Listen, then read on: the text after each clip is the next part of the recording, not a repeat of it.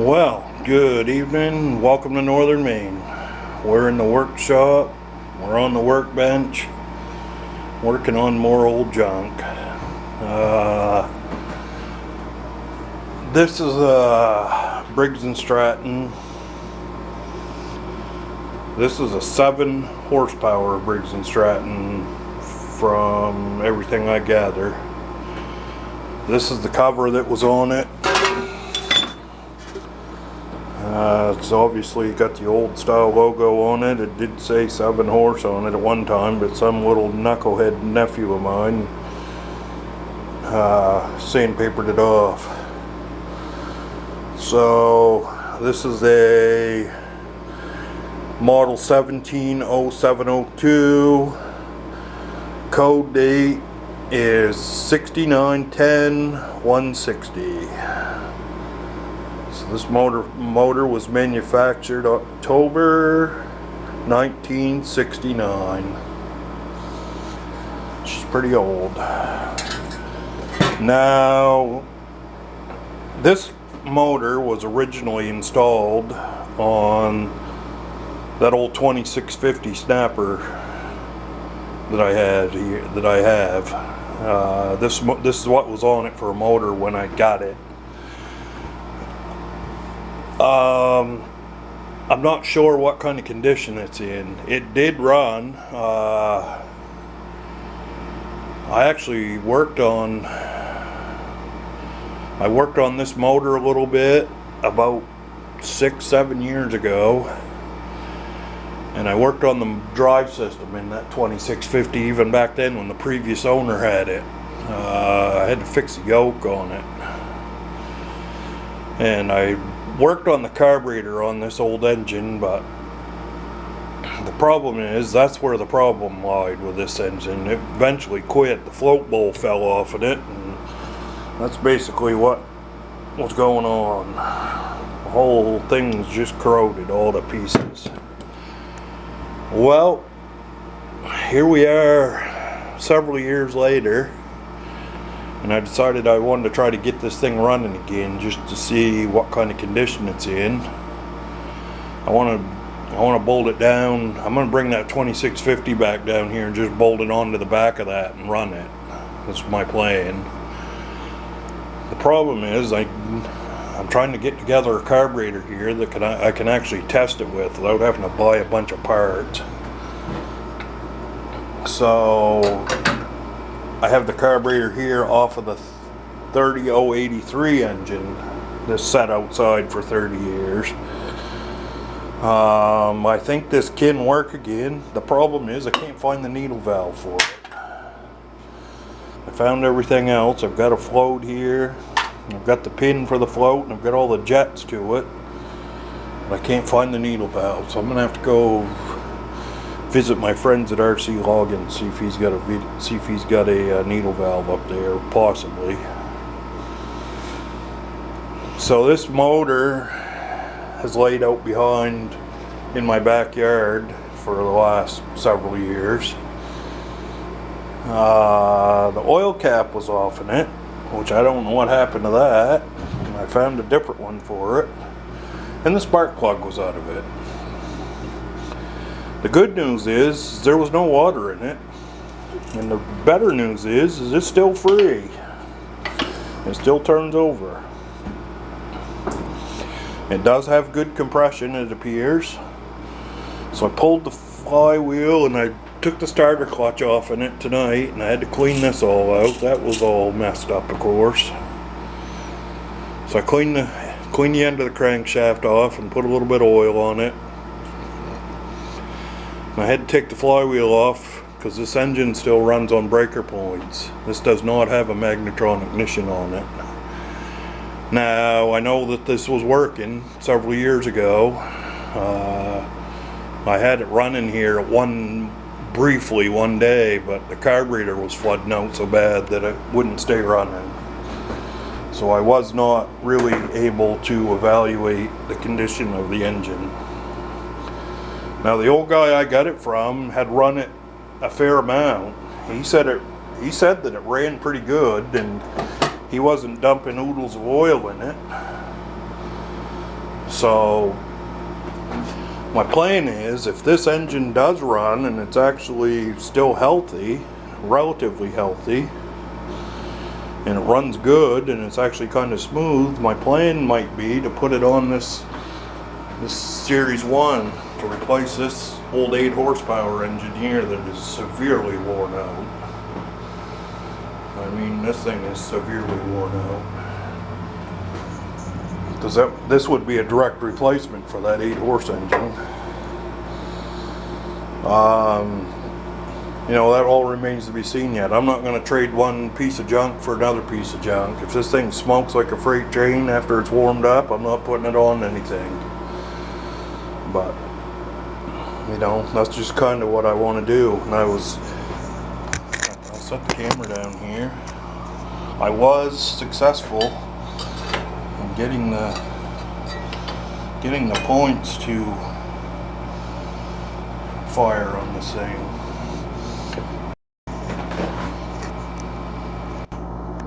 Alright, I'll set you up here and show you the fire from the spark plug. I was successful in getting the points to work.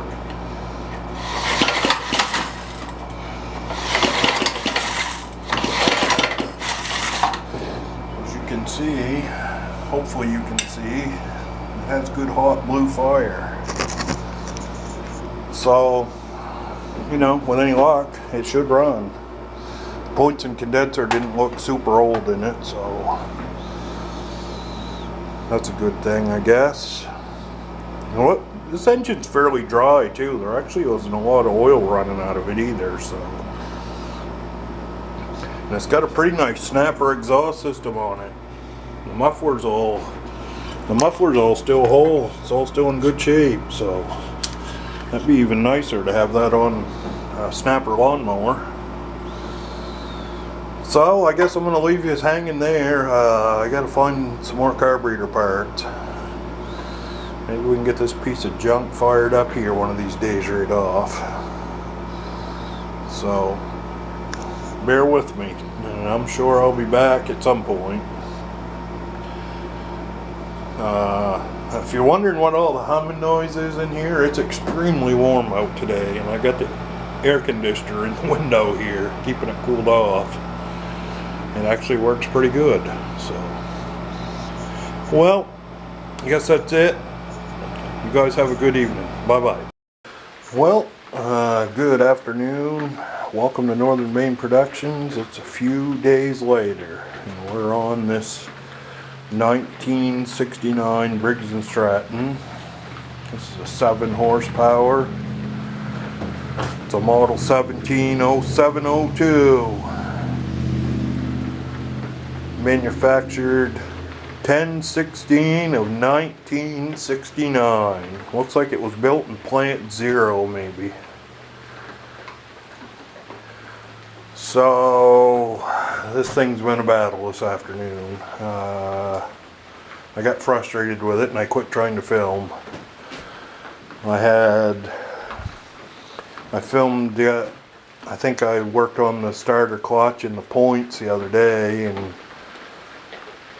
I did work on the carburetor very briefly. This has got the carburetor that come off from my 1981 snapper. This is the old snapper engine sitting right down there on the floor. That's an 8 horsepower. So I think I talked in the other video the other day, the needle valve was missing from this. And I tried to find one locally, couldn't find one, so I made one out of a spike. I ground an approximate, this carburetor has a Vitten seat in it, so I ground the approximate point on the end of that spike, and I cut it off to the approximate length, and I stuck it in there, and to my amazement it worked. The problem I had was in the process of trying to get all the garbage out of the base of it. It sat outside here for 2 or 3 years with junk in the cover was off the oil sump. So I just I put some diesel fuel and a mixture of diesel fuel and transmission fluid in there and just shook it up and mixed it around a little bit and turned it upside down and rinsed it out. And I refilled it with brand new 1040 oil, which is all I could get here in town. And I went to crank it over and it had no compression. I thought, well, this is cute. The valves are stock. Then I got thinking about it and I thought, well, geez, the other night when I cranked it over on the workbench over there, it had compression. So I kept screwing around and ended up taking the muffler off in it, and amazingly, those 2/4 inch bolts that hold that muffler to that exhaust port on that both screwed right out of there. That totally amazed me. But what I found was there was shrapnel in the exhaust port out of the muffler. This muffler's got a deflector inside of that thing that's kind of cracked and broken a little bit. Well, in the process of shaking it and twisting it around here, some of it slid back down the exhaust pipe and get in the motor. So I opened the exhaust, I turned it over and got the exhaust valve open, and I took the spark plug out and I blew some compressed air into the cylinder to blow the junk out of the exhaust port after I took the exhaust off. And it all come out, and I thought, well, there, it's good. Well, then I went to crank it over again, and it wouldn't turn over. The motor's bound up. So by that time, I was really frustrated. I ripped the top cover off it again, and I pulled the cylinder head off. And that's when there was a piece of that stuff in there that had gotten in the top of the cylinder. So I cleaned all the junk out of it. I just slapped the head back on. I didn't even put a new head gasket in it. I didn't care at that point. I just wanted to start it up and hear it run and warm it up and see what it acts like. And to my utter amazement, the friggin' thing started right up. And I think it'll still start right up. I'm gonna tilt this gas tank, make sure the carburetor's full of gas.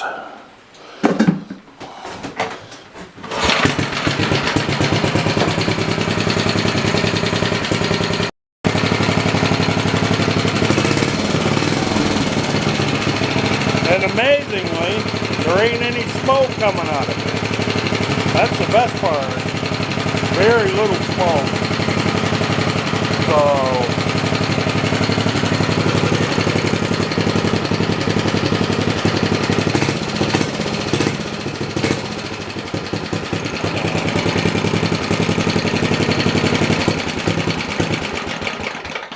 got a choker out here. Yeah, it didn't really smoke very much either. I've let it run here quite a while and it stayed going. Don't sound bad either. I put this little inductive tachometer up to it and wound it up to 3,600 RPM, and motor sounds good. There's no funny rattling noises or nothing coming from the connecting rod or anything, so I'm going to say probably that little engine's fairly healthy still. It's got wicked good compression. I can tell you what, regardless, it's in way better shape than the motor is on that old snapper back there. That thing smokes like a freight train. If I had run that as long as I just ran this engine in here, you wouldn't even be able to see in here. So there's a pretty good chance that this engine's going to find its way over onto that old snapper eventually. Obviously I got to put a head gasket in it, and I'm going to paint it up and fix it up a little bit, but I think probably this motor is a worthy candidate. Seems to me. But well, I guess there ain't too much more here to talk about.